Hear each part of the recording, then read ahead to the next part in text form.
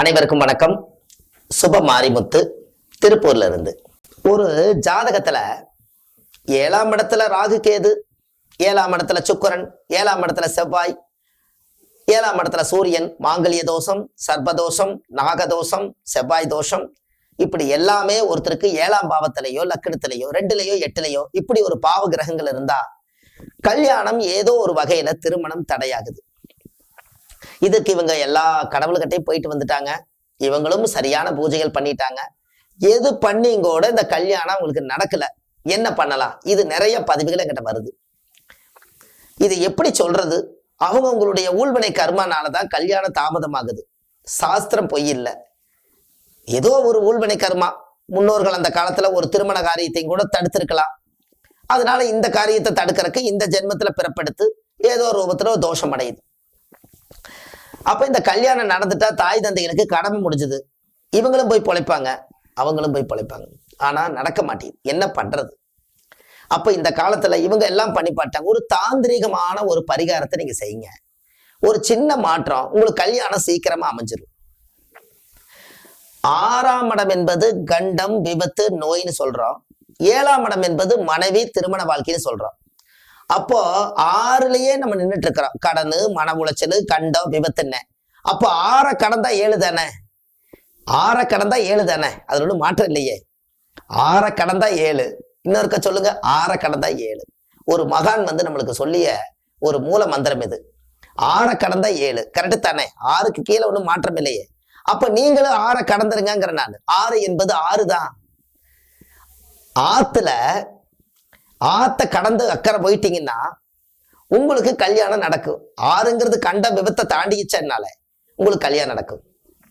Correct தானே. அப்ப என்ன பண்ணலாம்?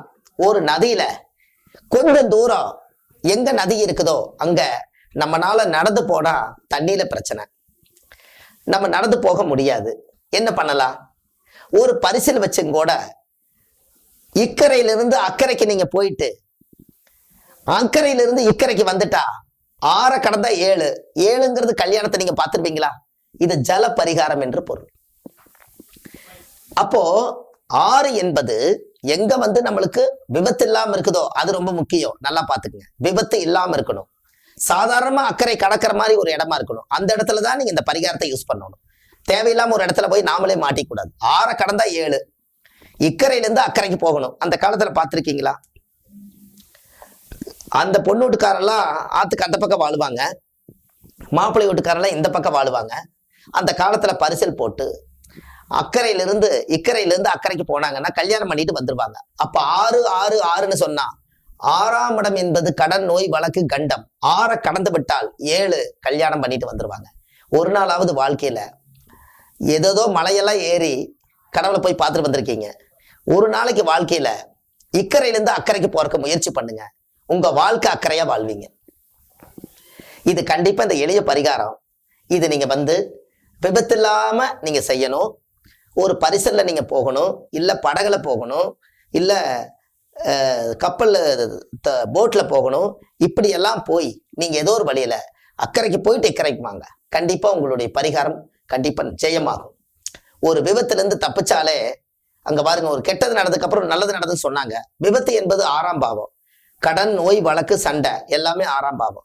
அப்ப கெட்டது ஒண்ணு நடந்ததுக்கு அப்புறம் ஒண்ணு நல்லது நடக்குன்னு. அப்ப 6 தாண்டி தானே 7. அதனால நீங்களும் 6 தாண்டுங்கன்னு சொல்றேன்.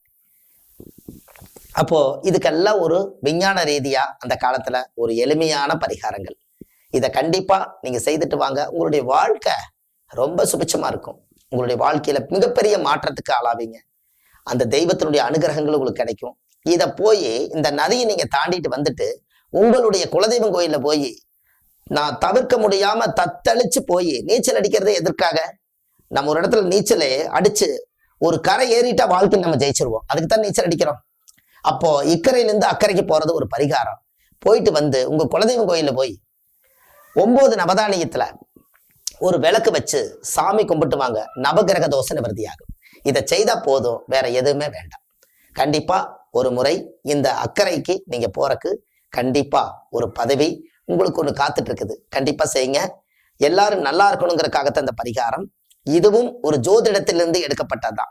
ஒரு மகான் நம்மளுக்கு சொன்னார், அந்த சொன்னவருக்கு அந்த பலன் போகட்டும். அவர்தான் நலமாக வாழ வேண்டும். அதற்காக இந்த பரிகாரம். நன்றி, வணக்கம்.